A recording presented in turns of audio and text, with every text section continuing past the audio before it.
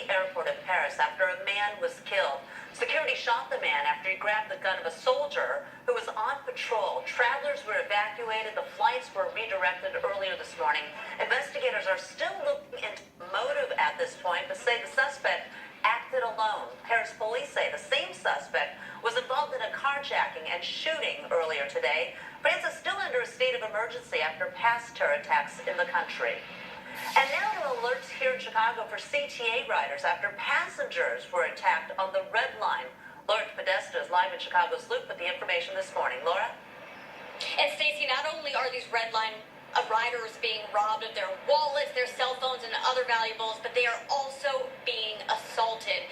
Police tell us that 4 men approach their victims usually at night near Red Line stops, either on the sidewalk or on Red Line trains.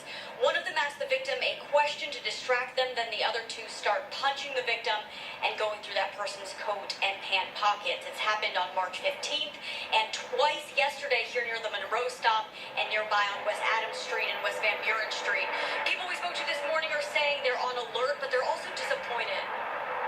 It makes me feel kind of sad because knowing that I'm not safe when I come to or from the work, I want Chicago to be able to have a place of safety.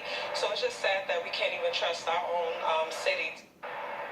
And police are reminding commuters, be aware of your surroundings, report suspicious activity immediately. If you are confronted, remain calm and try to remember any physical details about the suspect, like their hair color or what they're wearing.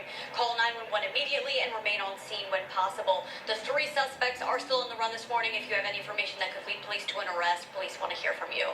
Reporting live from State Street, Laura Podesta, ABC 7 Eyewitness News. Laura, thank you. 2 parents face a judge today after a 3-year-old was shot in the head. Gwendolyn Holloway and Michael Riley face a list of charges, including child endangerment.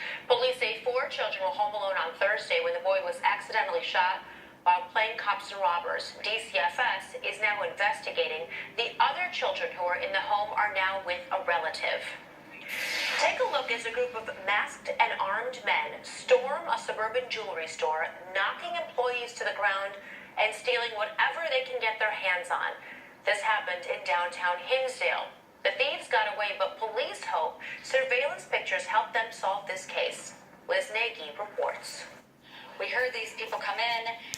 We heard 3 pops, sounded like possible gunshots. And we heard women screaming, and we heard them saying, "Get down, get down." That's what this moment sounded like from above. Security cameras showed 3 masked men storming into Rasny Jewelers and immediately pulling out guns. This is kind of where they started punching the employees or workers. 2 of the 3 wrestled a male employee to the ground. The 3rd man ran around the counter to tackle a female employee who held her hands up in surrender. They were ransacking through things and banging stuff, and you could hear glass breaking. That was the worst thing, is to hear these people. It was very violent. These guys were very aggressive the way they were talking about. You could hear that they were going through, and you hear the screams. And yet, we couldn't be there to help them. From upstairs, they did what they could. This is the room where we ran back. While on the phone with 911, Watched them running out into the alley. Terry and her colleagues snapped these pictures of the thieves. As of right now, we believe the vehicle to be a silver to silver bluish Lexus. Police now have this video and this collage of close-ups of the guys' faces to help track down the team of armed thieves. Police are hoping those close-up images will help somebody in the public recognize who these men are. As far as what they got away with, police say they are still waiting for a list of merchandise and cash from the people who own the jewelry store, but the real estate agents upstairs who helped out said the loss was significant. In Hinsdale, Liz Nagy, ABC 7 Eyewitness News. A Chicago family is worried about their future after a family member turned up dead after going for a jog. 52-year-old Kevin Narco disappeared on January 30th. On Monday, his family's worst fears came true. His body was found floating in the lake near Belmont Harbor. Investigators believe he may have suffered a heart attack while jogging. Kevin's wife, Kathleen, has MS, and she needs 24-hour care. They have a son with severe autism, and now their medical bills are mounting. I think we'll just try to move forward with keeping in mind what Kevin would have wanted for our family. Friends have started a GoFundMe page to help with the family's expenses. Chicago's Englewood neighborhood. Army of Moms is the nickname for the group Mothers Against Senseless Killings. Members plan to take over a different block every day of the break, which starts April 10th for Chicago public school children. There will be a community meeting today about merging two public schools on Chicago's north side. There have been talks for more than a year about combining Ogden International School with the under-enrolled Jenner Elementary.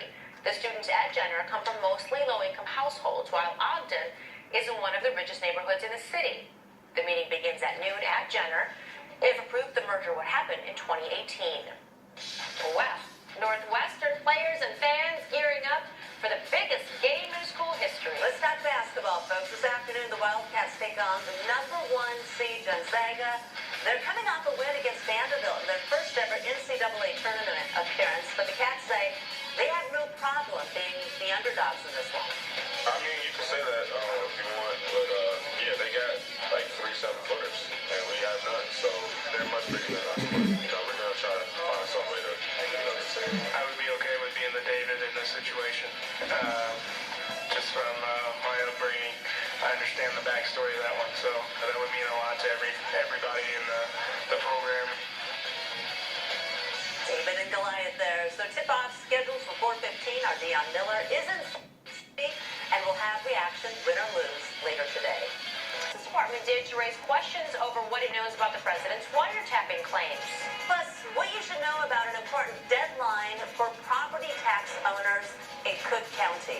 And later, helping children with autism enjoy a night out with the family, the event happening today. We'll be right back.